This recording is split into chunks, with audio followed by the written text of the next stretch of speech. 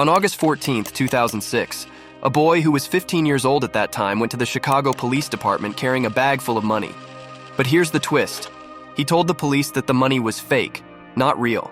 He also said that there was a lot more counterfeit money in his dad's apartment. The police decided to check the apartment, and surprisingly, the boy was right. They found $89,000 in fake bills.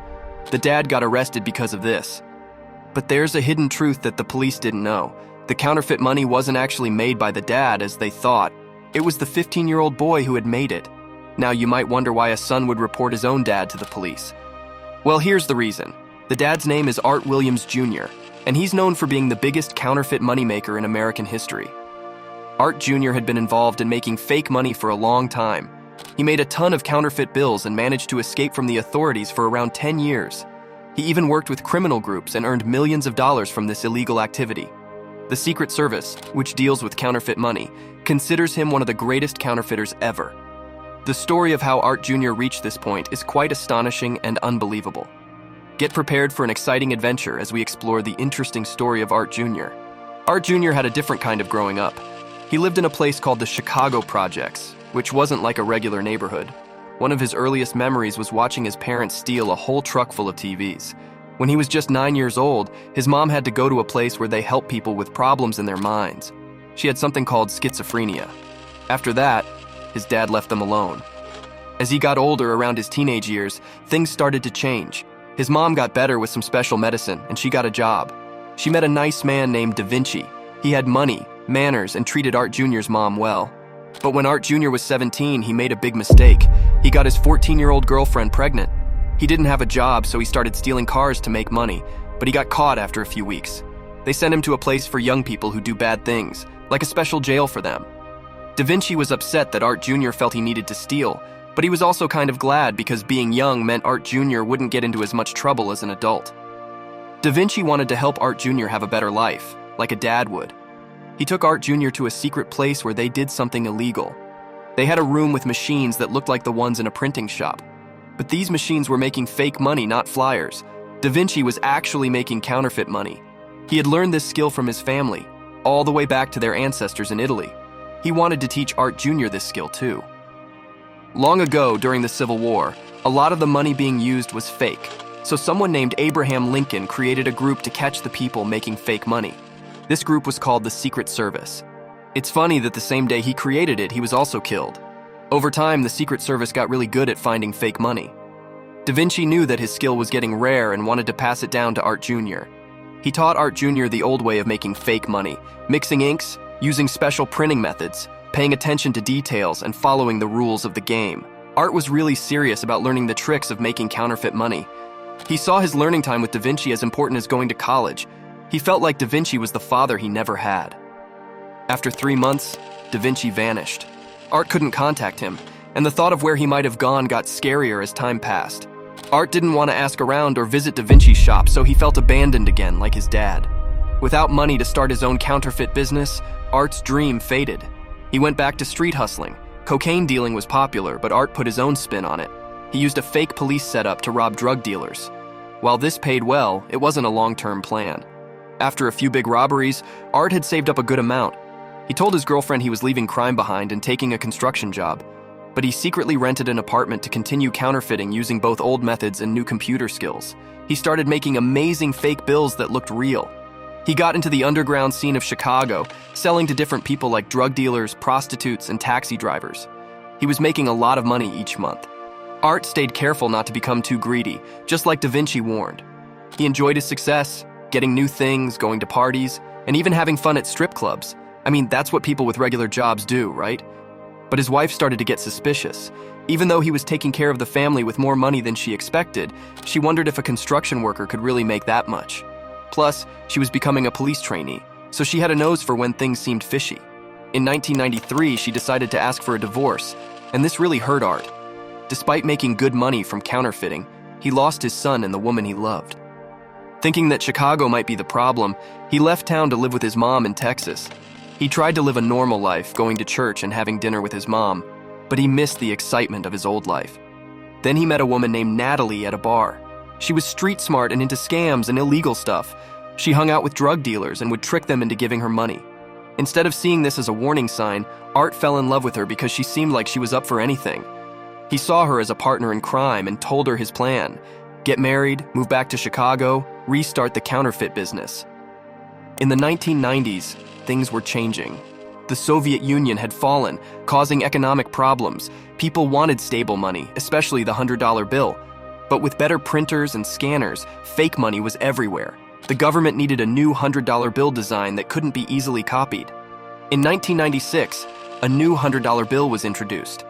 It had improved security features like a watermark and color-shifting ink. This made counterfeiting harder. But Art got obsessed with trying to fake these features. He wanted to crack the code of the new bill. He realized that if he could copy these security elements, he could make perfect counterfeit money. Now, let's talk about counterfeiting. It's a bit like baking a cake. The most important part isn't the frosting, it's the base. And for good counterfeit money, that base is the paper. But the paper used for real money isn't really paper at all.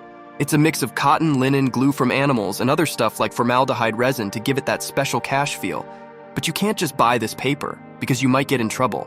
So, counterfeiters using fake identities order paper samples from all around the world. Even though these samples pass some tests, they fail when tested with a special pen. Natalie, the woman Art met, was testing a paper sample with a pen and accidentally marked a copy of the Chicago Sun-Times newspaper. Surprisingly, the pen mark passed on the newspaper. Art realized that the newspaper's paper was similar, so he took rolls of it from a dumpster at the Chicago Sun-Times for free. But how did he manage the watermark? It was quite simple. He traced the watermark on a tissue paper and put 2 sheets around the bill. This trick worked. Now about that color-changing ink. Art used the same kind of paint used on lowrider cars for his counterfeit money. And here's the amazing part. Counterfeit detectors, like the ones in stores, check for magnetic ink used in real money. Art also used the same magnetic ink in his fake bills, fooling these detectors. That's how incredible these counterfeit bills were. Let's talk about the stamp. Art got it from a place called Kinko's, and to make the fake bills feel brand new, he'd spray hairspray on them at the end. Once he reconnected with his old sales team, news about his counterfeit bills spread quickly, and they sold a lot, around 200,000 each month. But these sales were only in Chicago. Art knew that if he stayed in one place, he'd get caught sooner or later. So he decided to travel across the country with his wife.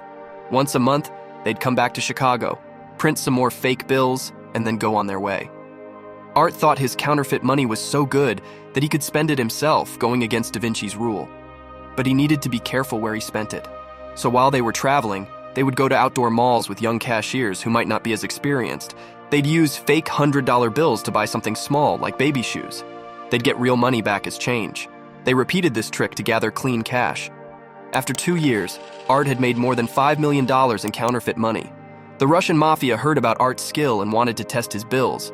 They ordered a small batch for $100,000. But here's where things went wrong. Art had promised to drop off his in-laws at the airport on the same day. He thought he could manage it all. He went to Chicago, collected the money, took an extra $60,000 for himself, and dropped off his in-laws and wife at the airport. Then Art's wife's sister wanted to spend time alone with him, which was a terrible idea. They went to a hotel, and while she was in the shower, Art smoked some marijuana. The police came knocking because of a noise complaint. Art opened the door and the police barged in, finding a big bag of pot on the nightstand.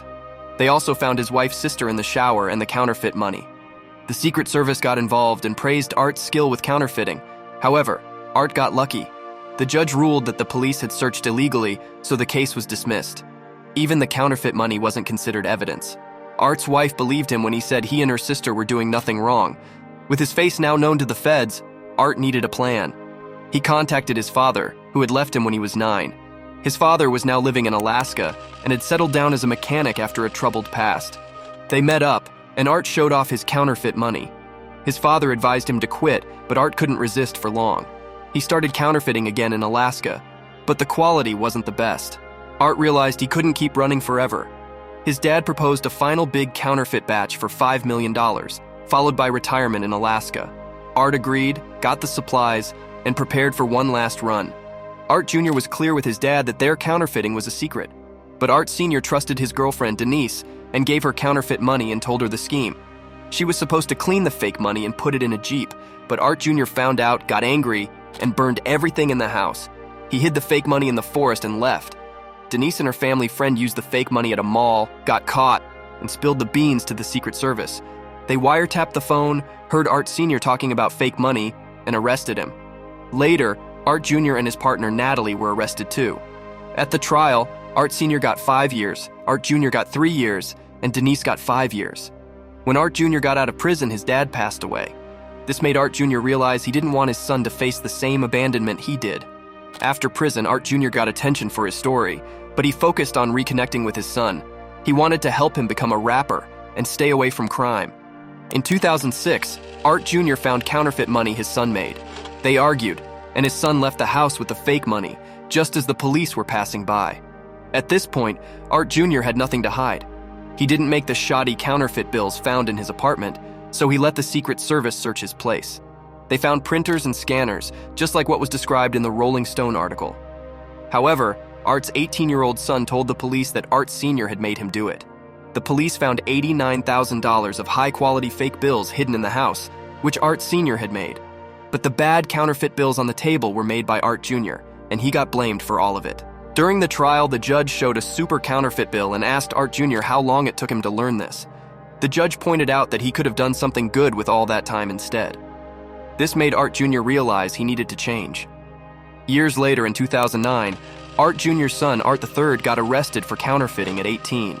3 generations, a son, a father, and a grandfather, all involved in counterfeiting. Art Jr. never learned the real value of money because he created it himself. Worse yet, he had a court order not to make money from selling or sharing this story. While in prison, Art Jr. learned to paint. He used the skills he learned from counterfeiting to improve his art. Soon after getting out, he sold a painting at a fancy charity auction. Today, he owns an art gallery in Beverly Hills, and it's called Da Vinci's. And that's a wrap for today's episode of Business Central. We hope you enjoyed delving into the fascinating world of business with us. Remember, the journey doesn't end here. Stay connected with us, like, comment, subscribe to our channel, and click that notification bell so you won't miss a video. Stay inspired, stay informed, and keep making waves in the world of business. See you in the next one.